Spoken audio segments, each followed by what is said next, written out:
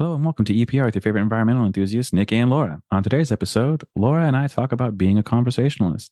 We have Eileen Baden back on the show to discuss collaboration, planning, and the Arizona AEP.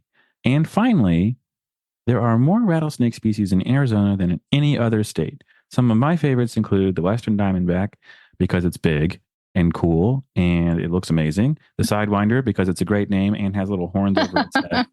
It's just so fun. And then last but not least, the mighty Massasauga, which is the coolest name for a snake ever. And it's this tiny little fierce punk. And I love that about that snake. So there we go. Rattlesnakes for everyone, not just for kids. Hit that music.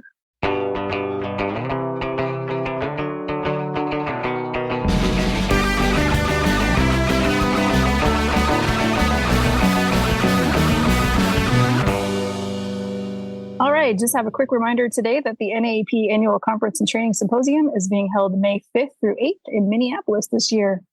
View all the details at www.naep.org. And now it's time for everybody's favorite We Don't Have a Sponsor segment. All right. Nick will have 30 seconds to make us laugh. Okay. Go.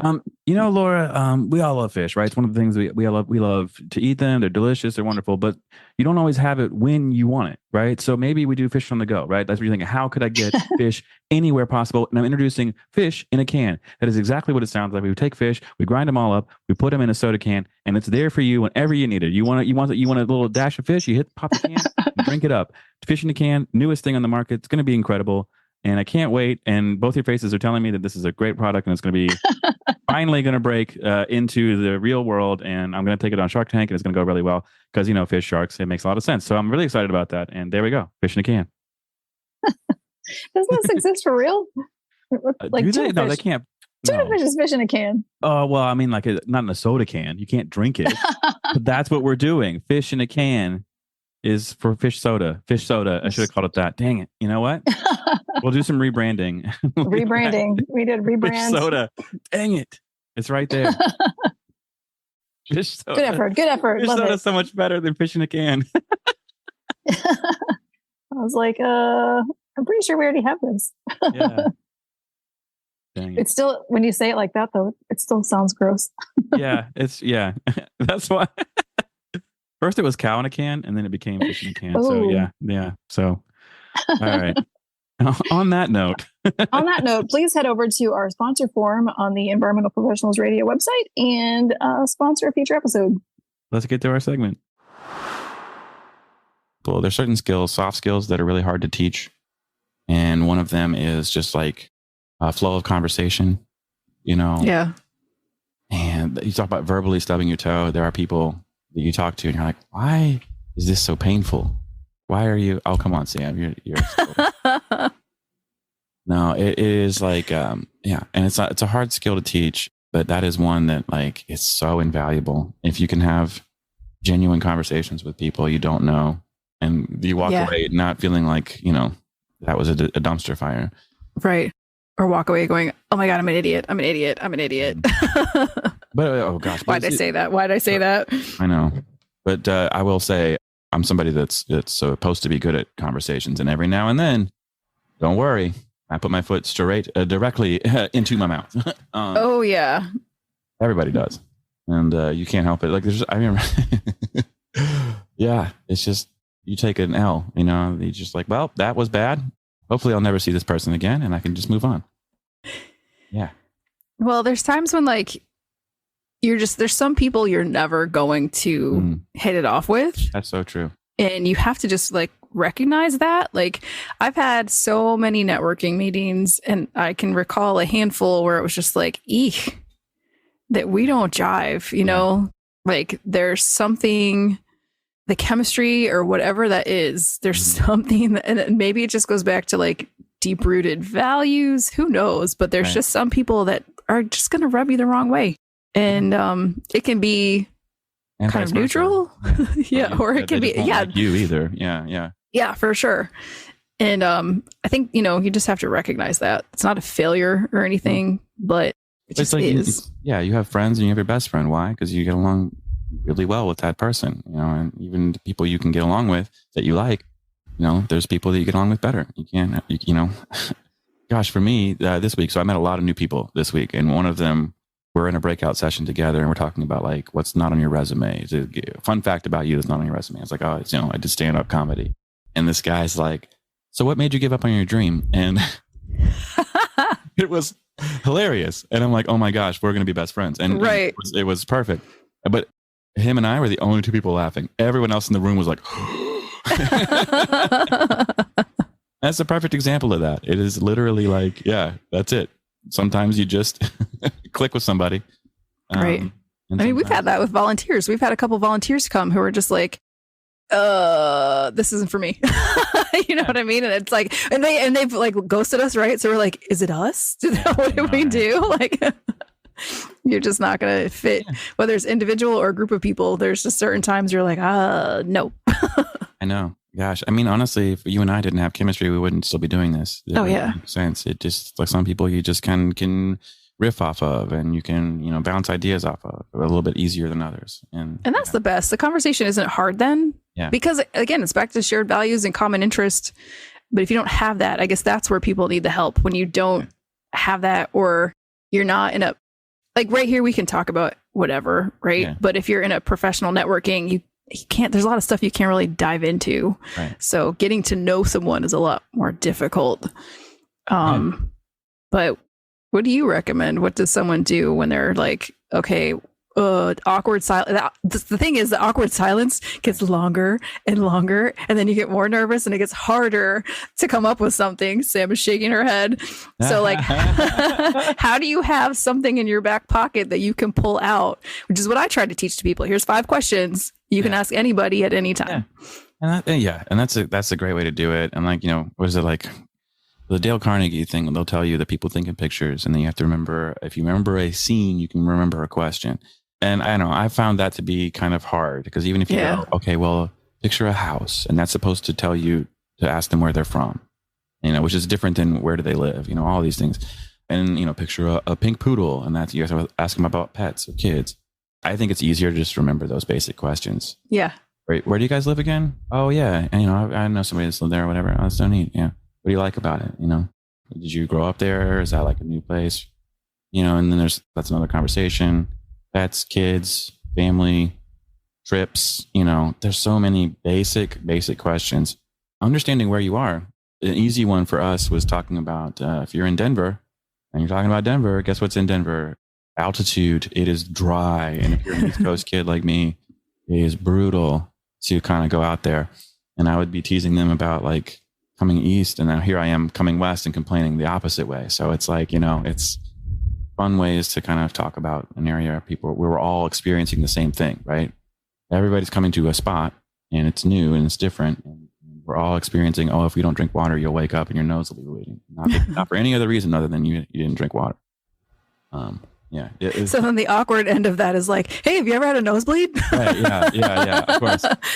Wait, I mean, like, because you live in Denver, not from cocaine or anything. Yeah, exactly. It'll be perfect. What could go wrong? Because those moments happen where you're like, that did not come out right. And all you can do is just laugh about it and move on. And sometimes you just have to take it. You're like, that's not great. Yeah. Stand up is going up and doing stand up comedy once isn't hard. It's going up after you've bombed. But it's the same thing with conversations. It's the same exact thing where it's like, well, if that did not go well, let's try something else. Yeah. Try a different person. I'll let it go. Yeah. Yeah, exactly. Like it could just be you catch that person on a day they're thinking about something else. You never know what people are going through. Yeah. You may have like work things or family things on their mind. Because I think the other hard part is like, you got these questions and you're ready, and then you've gone through them all, and the person was just like, yep, nope, I'm from here. Mm-hmm. And you're like, okay, you want to ask me something? Okay, cool. I'm gonna go somewhere where they want to talk to me. You can always plan your exit. Like, I gotta go to the bathroom. I gotta go I gotta make a phone call. I have actually done that. Like, I gotta make a call and just walk away. Because truthfully, getting into a conversation is super easy. All you do, mind if I join you? Simple. That's simple. Yep. Mind if I join you? Mind if I join you, or mind if I listen in? Because sometimes, like, can I just stand here and listen? Yeah, simple. Very, very simple. Getting out's a lot harder. So you have to have those plans of attack, right? But I would tell people all the time, that's what you should have. Plan it out. think about what you're going to say. You don't have to memorize it because you do that. You're just going to be standing there going, I've even like looked at my phone as if it was ringing and then just been like shown a finger, like, gotta go. I just walk away. I gotta take this call. Bye. And that's totally fine. That's totally fine. Because sometimes people are talking and you can't interrupt, right? So you're just like hand gestures. Gotta go. Bye. See ya. Nice talking to you. Yeah. And you don't have to say, you don't have to. Secrets. These are insider secrets here. Yeah, that's right, Sam. That's right. The other thing I would say too is practice. Just practice. Just do it. If it's a social setting, say yes to it. Go there like you were going to a networking event.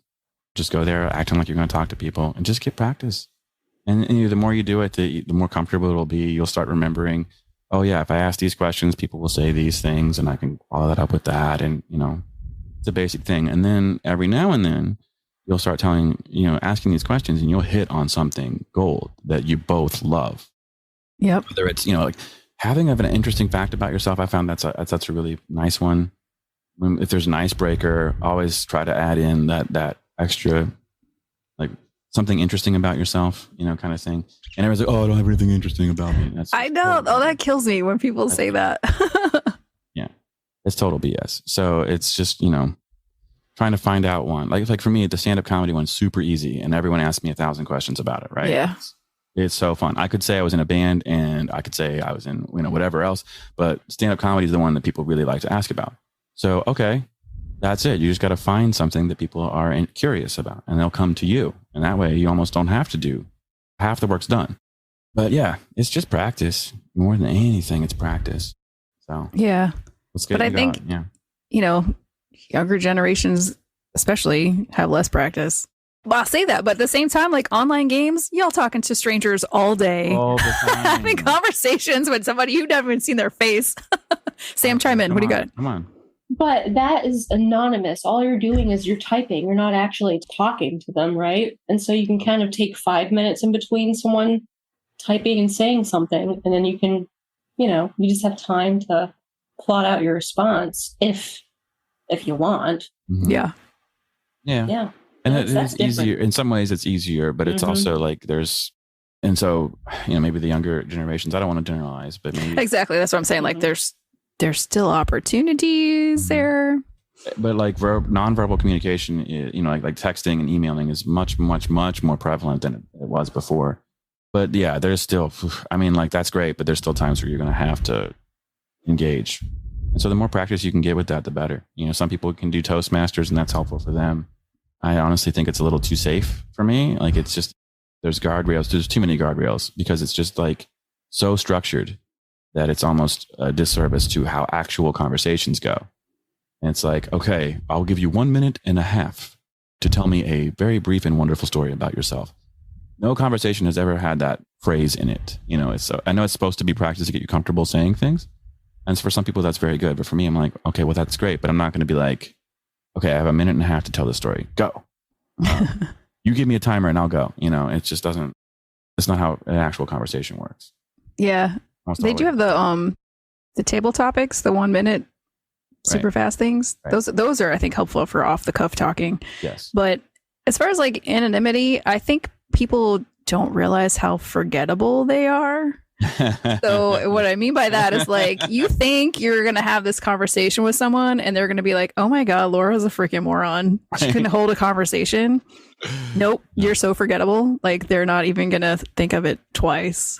So, you do have to remember that, like, yeah, it is face to face and it's definitely more in the moment and whatever, but it's still, they won't remember, so like you can still give it a try with that same sort of, with the same casualness you might have playing a video game with a stranger. You know what I mean? Like they're just not going to remember. And when they do remember, it's usually the good things. Yeah. And it's kind of nice when someone does. And gosh, I have a very embarrassing moment where I'm meeting someone like, oh, it's so nice to meet you. And she's like, we've met last year at the same exact event. And I'm like, no, I would remember that. And I'm like, oh, wait, we did. Oh, and even that is, gosh, you reminded me of it. I'd forgotten, but you reminded me of it. It happens, And yeah. After that, I couldn't tell you what their name was, but it happens. And you're totally right. You're totally right. It's nothing against that person. When you're meeting tons of different people all the time, it's hard. And we're all in our own heads. It's so true. And like, they're not thinking Laura's a moron. They're thinking, oh my gosh, I'm a moron. I can't believe I said nothing to this person. I was trying to have a regular conversation. And I just had nothing. I was like, I've been to Tampa,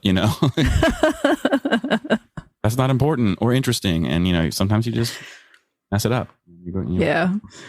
But as far as keeping the conversation going, just recognize if there's no conversation to be had, walk away. But if there is, or you're still trying to talk to the person, just be curious. Yeah. Where are you from? What did you do? How did you get here? What's your life like? Just be curious about that person. Because I think people are too focused on the end goal or saying what they want to say. You can always say what you want to say later. Like, make the introduction, meet the person. You can follow up later and be like, oh, I wanted to mention to you that I'm looking for a job and whatever, or that, whatever it is, but just focus on being curious about that person and it'll be easier, I think. Oh, okay. You totally reminded me of this last bit. Totally agree with this. When you're meeting people for the first time in terms of business, if the first thing out of your mouth is, I do this, I do that, I do this, I do that. What do you do? Tell me what you do. You better tell me what you do right now, or I'm going to leave. They're done. The conversation's over before it's even started, because you're telling them the only value they have is business value. And people do business with people they like. They do business with people that has to make sense. There has to be some synergy. But if they have a choice between two companies, one of them has someone they like, the other one will not stop badgering them. The first time they meet, they're going to go with the other one. That is it. That is a really good thing. It is so much better to learn who someone is and then ask them for something than to start asking and then try, because you've already told them you don't care who they are. Yeah, and the conversation will naturally end at that point if that's what they're interested in talking about too. Right. But you reminded me of, I have seen, so beware if you're at like a networking thing and there are people there who, not every mentor they all have your best interest in mind, but they're not all that skilled. I seen one person who literally would like come up, see a person who they knew was new and be like, what do you do? Give me your speech. Tell me this. And like, just like you said, put them totally on the spot on purpose. And I was like, you're not helping. That's not. No.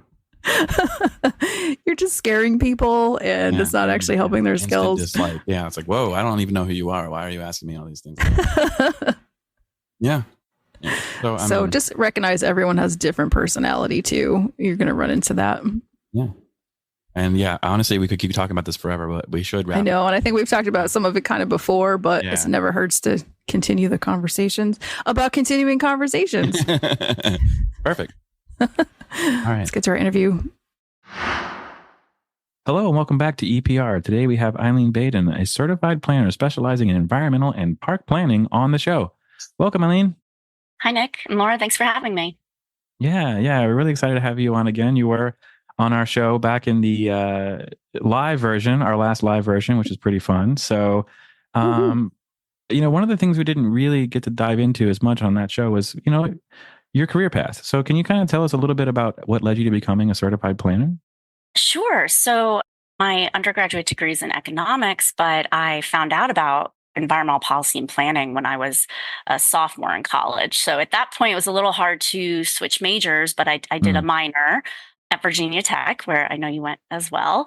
And then I went back to school for my master's in urban and environmental planning at Arizona State University, but just definitely very interested in the built environment, how we can essentially create better places for people to live. I saw opportunities in my own hometown for places where there could be bike path connections, but also really interested in historic preservation planning and essentially just creating, great communities for people. So kind of became interested in urban and environmental planning from that perspective. Then I became an environmental planner. So I did compliance with the National Environmental Policy Act, worked as a consultant for 5, 6, 7 years. And then I worked on a lot of transportation, tribal projects, as well as got to do some park projects as well. And then went back to Arizona State University to work as a program coordinator for students in the graduate program in planning. So that was really fantastic to get to work with students again and really get to help show them and all the things that I wish somebody had told me when I was going through graduate school.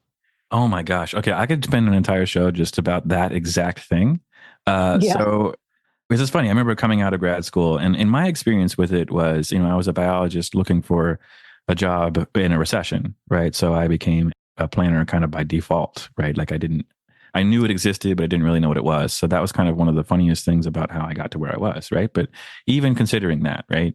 I guess the private industry versus academia, there's always that, and we've talked about that a couple of times on the show, but they're very unique experiences and it's really challenging. So what are those things? What are some of the things you wish you knew when you were a student that you talk to your students definitely about to now? get involved in student groups, to network, meet with people. The people I remember that I know best and I'm still friends with from the program are the ones that I had group projects with.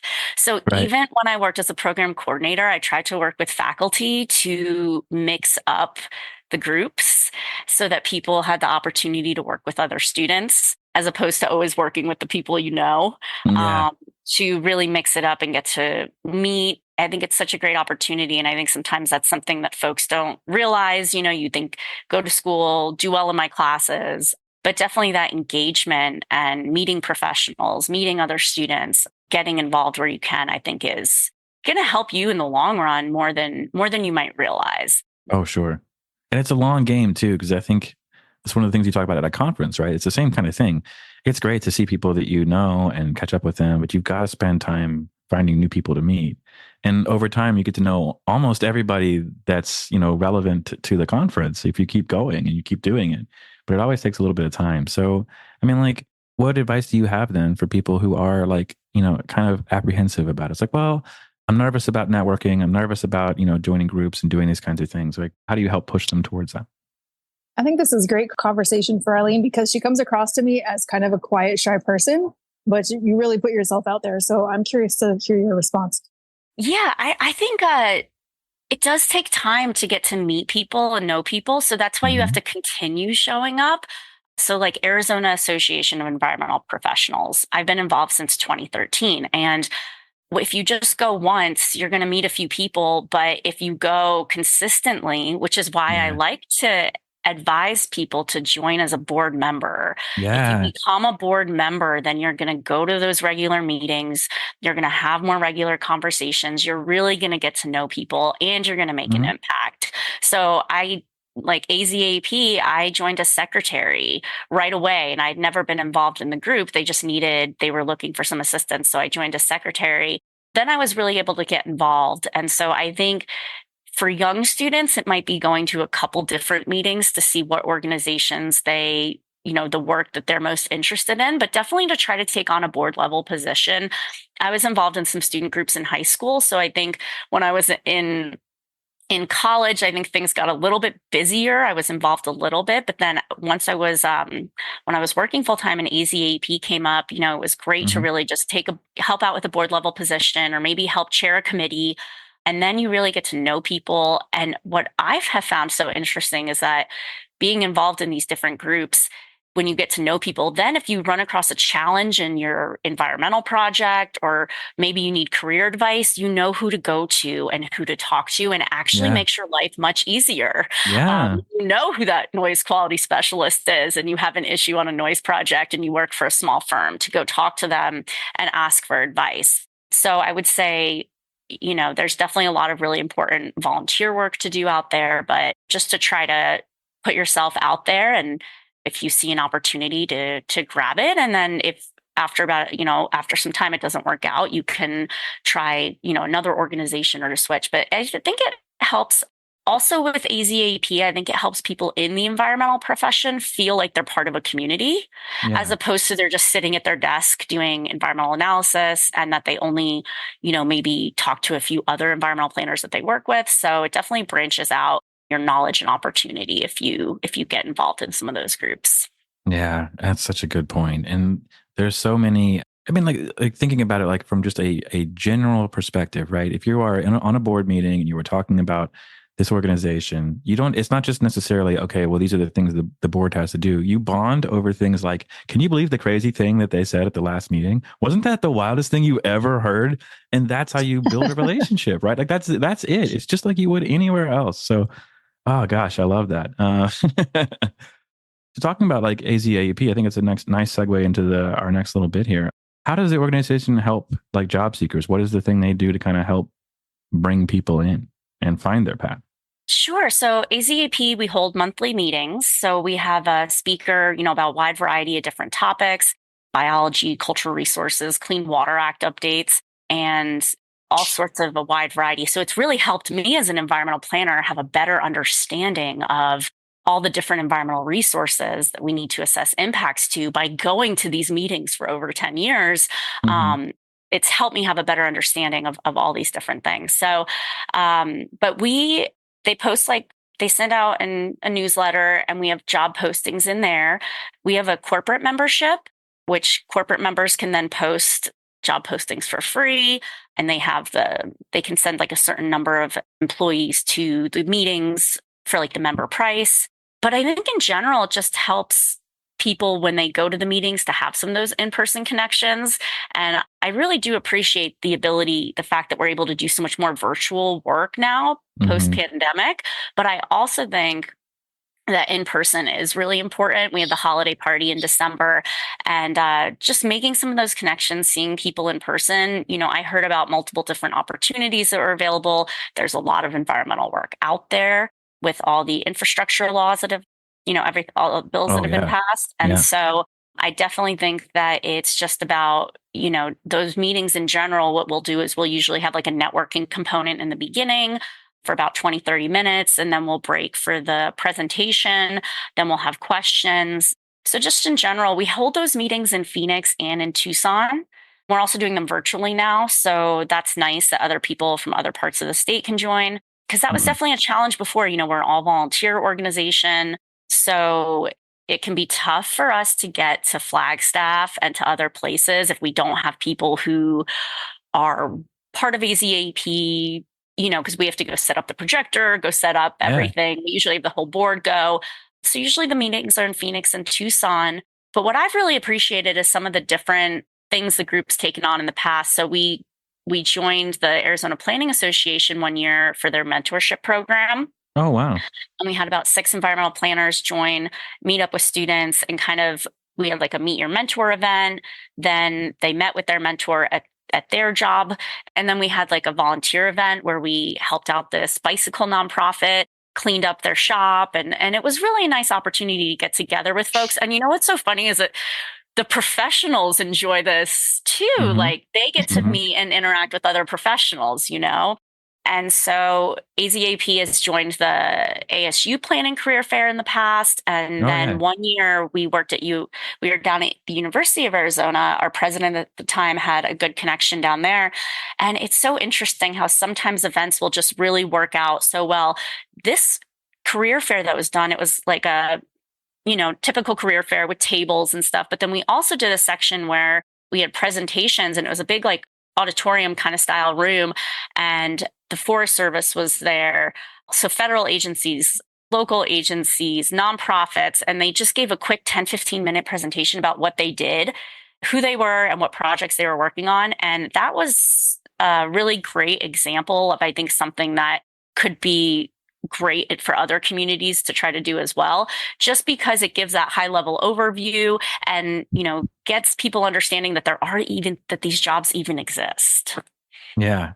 It's brilliant. That's the whole point, right? That's the joy of that kind of thing. So I'm glad you're able to work with other organizations and other groups too, because it's really fun to kind of connect and collaborate that way. So what does AZAEP have lined up for 2024? What else are you guys going to do? We have a couple meetings coming up. We have a cultural resource discussion this month. Next month, they're in Tucson. And we are also renewing our scholarship program, which is huge. So about 5-6 years ago, a woman named Amy Edwards passed away, and HDR and Westland Resources were 2 firms that she had worked for. And they came to us and asked us if we could try to help us get a scholarship established. So I created the GoFundMe, and we were able to raise over $15,000 for scholarships. Jeez. And it was really fantastic for environmental planning students. And so we worked with those companies in particular, just because they had kind of it was kind of a collaborative effort. And at that time, they had really wanted to do a significant scholarship that could really make an impact on a student. And so we had determined they were $5,000 scholarships. And so it's been nice to see over time. I think 2 students from the University of Arizona have won, and then 1 student at Arizona State University, who I worked with in the planning program, he won. So that was great. Hey. Always nice to see somebody and that I helped work on this. Great to see somebody that's such a good student, environmental planning interest, win that scholarship. So that the scholarship funds have been depleted, but since we had the NAEP conference in Phoenix, we were able to raise a little bit of funds from that, and we're really excited to get the scholarship program going again. So we're going to look at it a little bit more and possibly do like $1,000 scholarships so that we can have some more longevity there. But I think that we're also really trying to look at it from how can we get the students involved in AZAEP? Not necessarily just like, okay, you're doing great in school, you win a scholarship, we don't see you. Not saying we don't see you again, but how can we make this a collaborative thing? So definitely getting that, how can we also, I'd like to look into how we could use some funding to also just get students out to meetings a little bit more and things along those lines. But yeah, it's great. And we have a new board member who's a few years out of school, and she's going to be heading up the scholarship committee, and a couple of us will be helping to do the reviews. So yeah, great to get that going again. That's really cool. That's awesome. The TBAP group in Tampa, they do a lot of work. They had 6 student chapters when I was there last.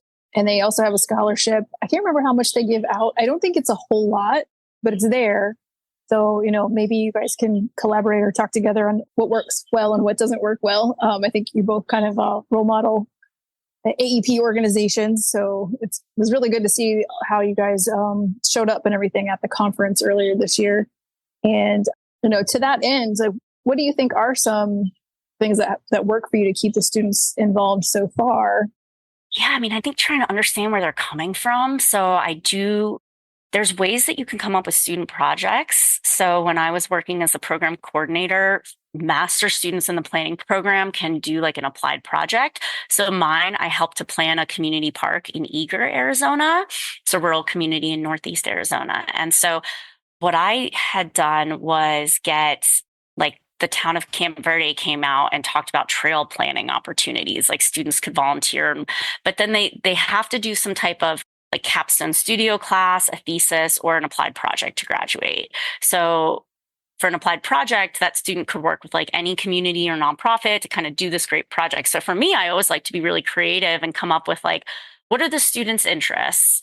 What nonprofits or organizations, government organizations are out there that we could help create these opportunities for them? But it's about the government or the nonprofit organization helping the student identify that project scope of work so that it's not just a student, because they're not going to know what do you need done and what. So it's kind of this collaborative thing. So I think for me, it's also about trying to convey to other professionals what's realistic for students and what's not, because I think they are so busy. A lot of them are taking a lot of classes. They're working outside of school, trying to make ends meet, just like all of us. And so definitely something is what can we do to get students out to meetings? So last year, I think I donated so that 2 students could come to a meeting for free. And that includes a meal. And so, if we could kind of make it so that 2 students could come for free to every meeting, the first 2 students who sign up. And then when they're there is really when it's this aha moment of, oh my gosh, I didn't know that they were building this project, or they were doing this, or they were doing that. And so, but it is hard. I won't say it's easy to get students to come out to meetings because they have student groups as well. And so, kind of where do you find that right place? So I do think the mentorship program was a great opportunity because students do want to know more.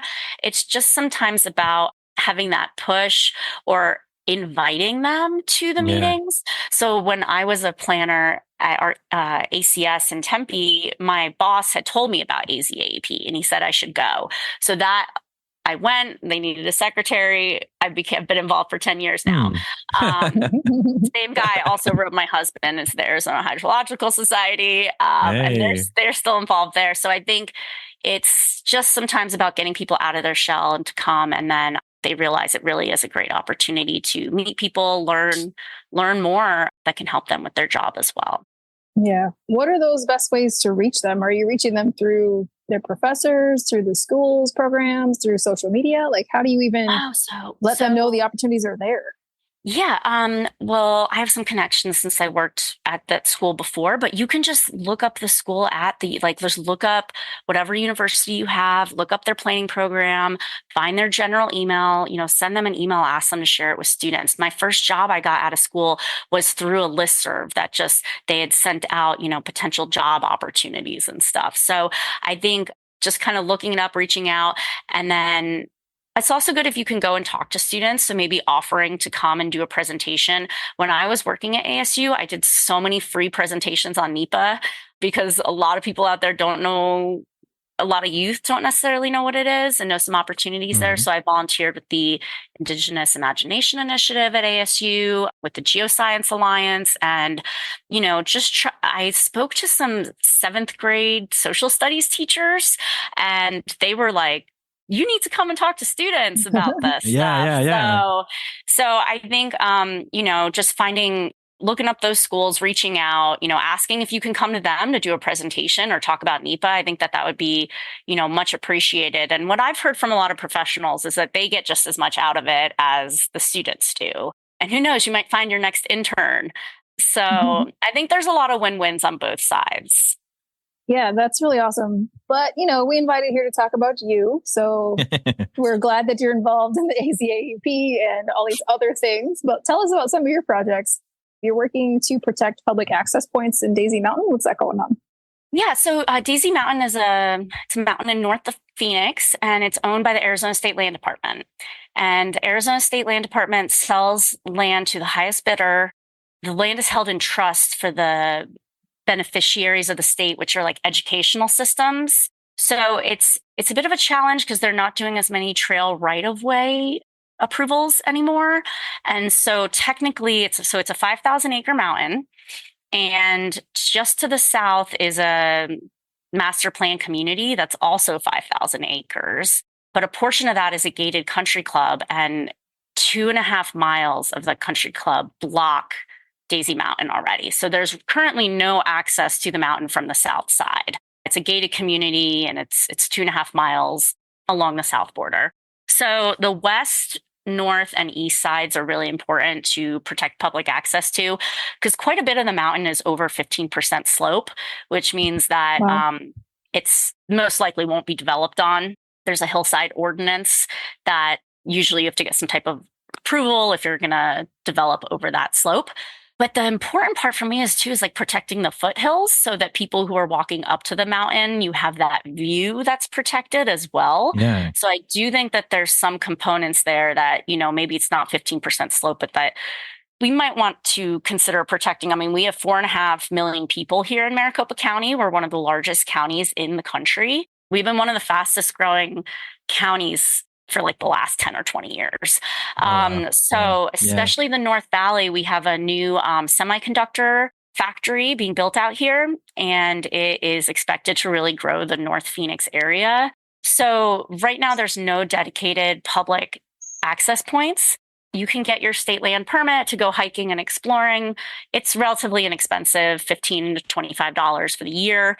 And it's just that it's not protected in the long run.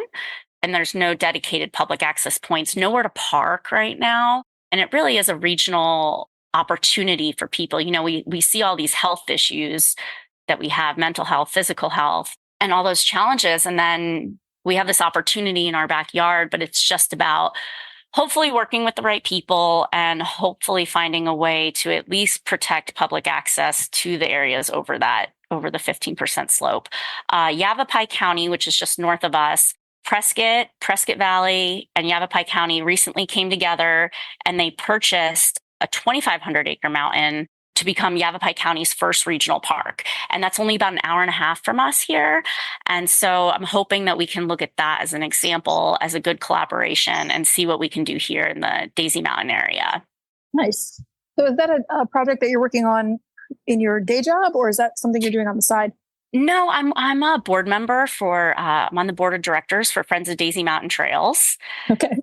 So we are a nonprofit organization that's just working to protect public access, really focusing on the trails on the mountain, but also, again, those public entry points, like you need a parking lot, a place for people to park that's safe, that's not in somebody's neighborhood. And that's what we're lacking right now. It's very challenging because you cannot identify Arizona state land as open space on planning documents because it's held in trust for the benefit of the education system. But, we'll see what happens over time. We held a field trip in November with also Tonto National Forest is to the east. So there's a good connection that could be possible from Daisy Mountain into Tonto National Forest. So for me, I'm seeing that, people in the Anthem area, which is that master plan community I talked about, a lot of opportunity there for kids and for adults to go on some long hikes, go mountain bike riding, go backpacking. So there's a lot of opportunity here. I think it's just about trying to protect those connections ahead of development. Yeah, for sure. Once they're gone, they're gone. So that's really important work that you're doing. That leads me to the next question of, the number of boards you're on, the work that you do, all your projects. Like, you have so much involvement in things, student work. Like, how do you decide what to say yes or say no to? Yeah, I think it's tough, but I find myself, thinking the same thing. Where do I focus my energy on today? But for me, it's about, like, last night we had a meeting for a community park near my house, and we need a new playground. So, I think it's about finding the groups where are other people taking action? Where can we make a difference? And so trying to focus on those areas in particular. But I definitely am like, how can we get this done?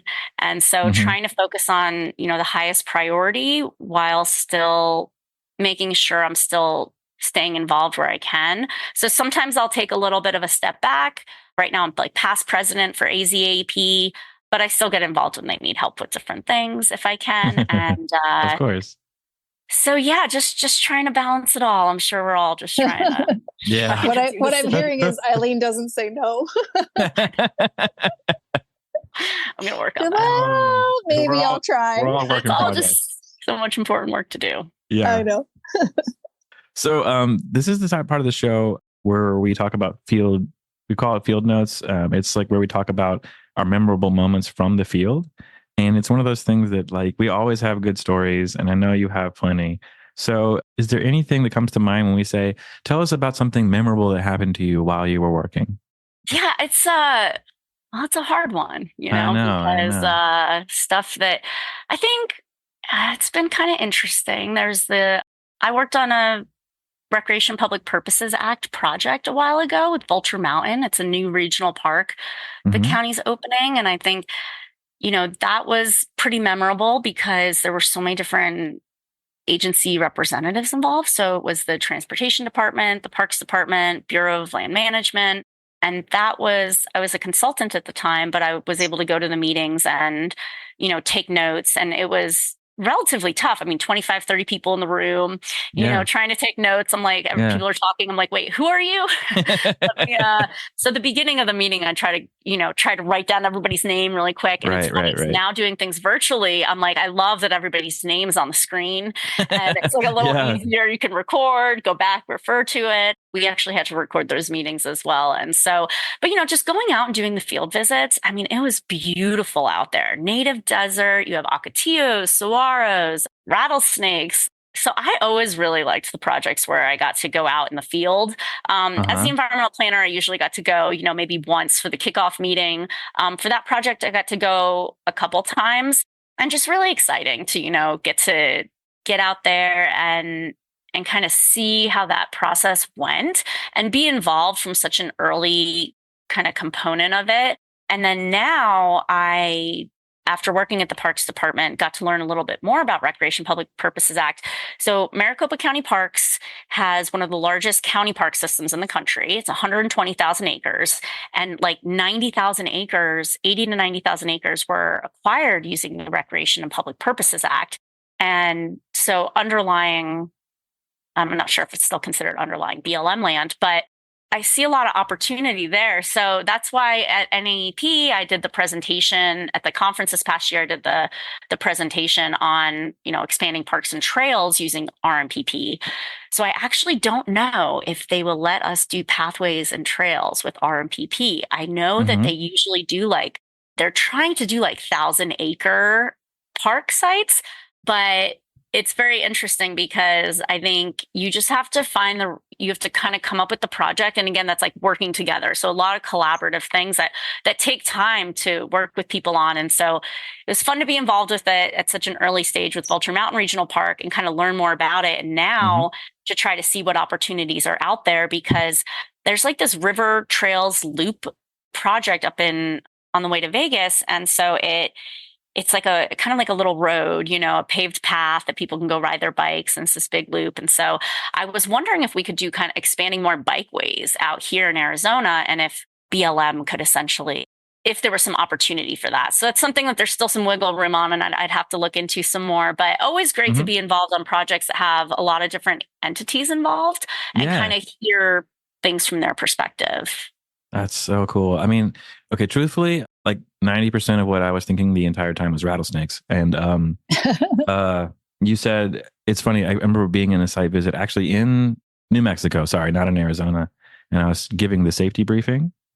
And I'm like, okay, so there's rattlesnakes here. You got to be careful of, overhangs and, areas where there's lots of brush or rocks and all this. And so everywhere.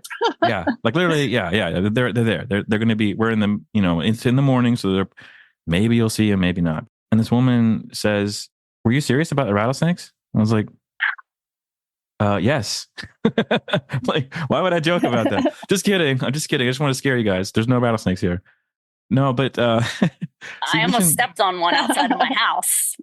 Really? Yeah. Right outside the back door there. So yeah. I'm up here in the North Phoenix area. So lots of native desert. Yeah. And they rattle, but they don't always rattle. And I think that surprises people because they're like, wait, but it's supposed to let me know when it's upset. I'm like, nope. It just does that sometimes. Yeah. You got to watch your step. Yes. And they blend in so well. It is incredible. The camouflage. Incredible how well it is. And we have Sonoran Desert Tortoise out here too. So we were always doing surveys for those as well. Oh, yeah. Yeah. So there you go. That's pretty cool. But you mentioned BLM too. So I wanted to give you a chance to talk about this new role that you have here, where you were appointed by the Secretary of the U.S. Department of the Interior to serve a term as the Arizona Resource Advisory Council for the BLM. So what is that role and what will you be doing? Yeah, so there's 15 members on the RAC, the Resource Advisory Council, and there's 3 different main sections. There's commercial commodity interests, there's environmental interests, and then there's public, elected officials. And so it's 15 members of the state of Arizona, and they try to get a wide variety of people from different backgrounds and different areas of the state. And so I'm in the environmental category, and I'm technically under dispersed recreation. My husband and I, we like to go camping, backpacking sometimes, and like to get away from and get into the peace and quiet. So I do appreciate dispersed recreation. And so, it's basically an advisory council. So they'll be bringing different issues to us to ask for advice from the public, the entities on the advisory council. We'll be meeting quarterly for about 2 full days. And we'll be going through some of the main topics they have. So I think what they have a lot of backlog of is approvals on fees for campground sites and stuff that. So there's just any kind of fee approval my understanding is that any discussion would kind of go through the RAC.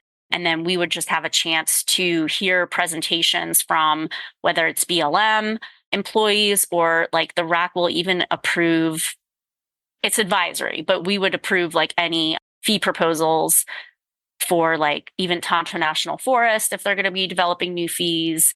So they'll essentially come to us, talk about the issues at hand, talk about what the work they've done already, what they're proposing.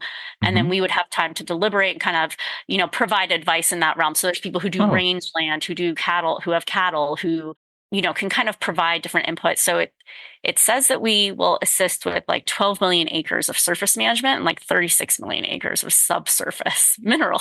I'm sorry, million?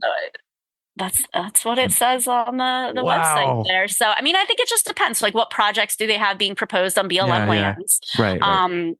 And what are kind of some of the issues at hand there? So, having a strong background in environmental planning, and then since with more park planning, I think hopefully, I can help provide some good input, thoughts, and suggestions into the group. So, yeah, I'm really looking forward to it.